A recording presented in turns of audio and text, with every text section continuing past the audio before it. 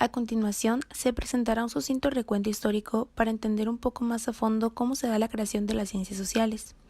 Esto nos ayudará a ubicarnos en el contexto que hoy en día nos ubicamos. La sociología puede definirse como el estudio de la sociedad humana, su estructura y su función. Nace en el terreno de una demanda social específica en el siglo XIX, a raíz de la necesidad político-estatal de fundamentar sus tareas de organización posteriores a la Revolución Francesa.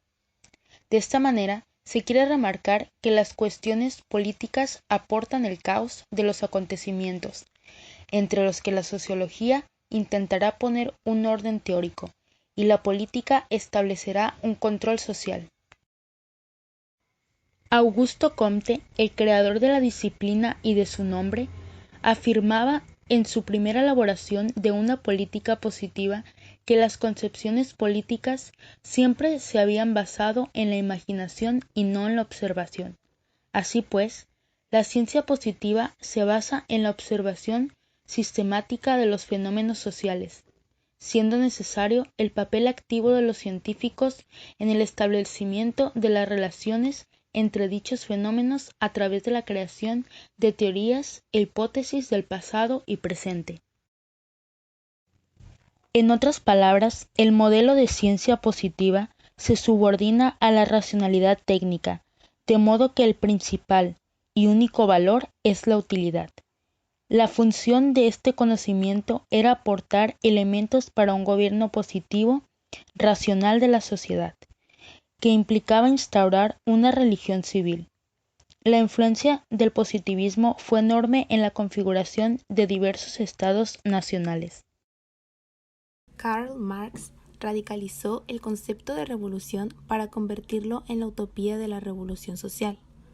Con esto aportó un arma de lucha contra la opresión económica y política. Marx adoptaba una perspectiva de clase en sus escritos científicos e inscribía sus actividades en un proyecto internacional revolucionario, centrado en un punto de ruptura violenta del orden de dominación. El capitalismo y el comunismo.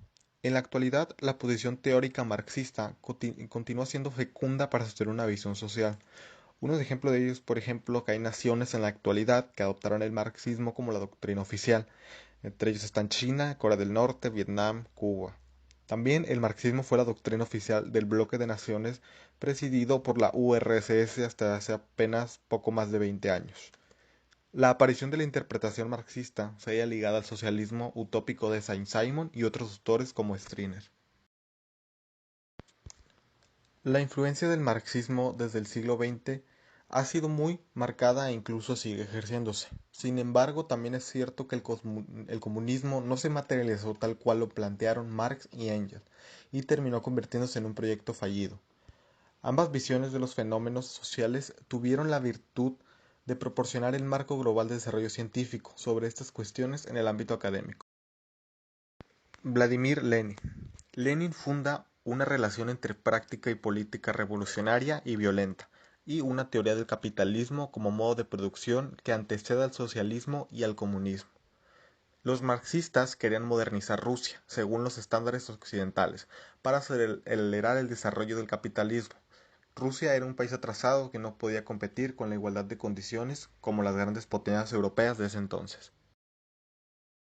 La adopción de la teoría marxista-leninista como dogma de Estado y la revolución como mito escatológico condujo a formas muy fuertes de totalitarismo y represión que abolían las clases sociales por decreto. A Lenin le molestó mucho cómo había crecido el Estado soviético en 1922. A él no le gustaba la misma idea de un Estado y buscaba construir una sociedad sin esa institución, libre de clases y de dominación de una clase sobre otra. Talcott Parsons desarrolló un sistema teórico orientado a la investigación empírica, en el que unió las disciplinas de la psicología, la sociología y la antropología. Se trataba, en esencia, de una teoría de la motivación de la acción. Sostenía que la vida humana no debía entenderse como una simple adaptación a las situaciones existentes, sino que en gran medida depende de los fines valorados que los actores sociales se proponen y de la forma en que superan los obstáculos encontrados a su paso. Otro personaje relevante es Raúl Prebisch, que voy a hablar sobre su principal aportación, que fue la teoría cepalina, que desarrolló a partir de que en 1949 se incorporó a la Comisión Económica para América Latina, también conocida por sus siglas como CEPAL, en un inicio como consultor, aunque al año de trabajar en dicha organización obtuvo el puesto máximo de secretario ejecutivo, donde de manera inmediata se dedicó a elaborar informes y analizar la situación de las importaciones y exportaciones de entre los años 1875 a 1950 entre países centrales y periféricos de América Latina, donde al terminar dicho análisis concluyó en que y se dio cuenta de que había un intercambio desigual, ya que los precios de los productos provenientes de Latinoamérica valían cada vez menos, al contrario de las manufacturas provenientes de Europa y Estados Unidos, que sus precios aumentaban o permanecían igual.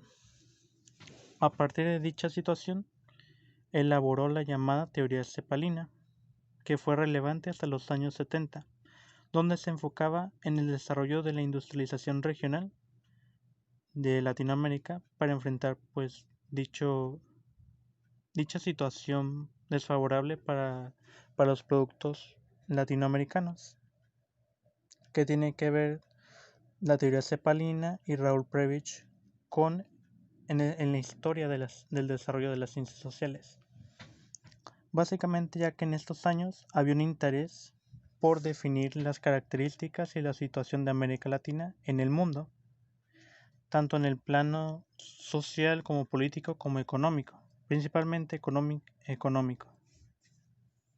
Fue a partir de esta situación que surge en los años 70 la sociología de la dependencia, cuyas ideas y conceptos quedaron plasmadas en la obra fundacional de Cardoso y Faleto,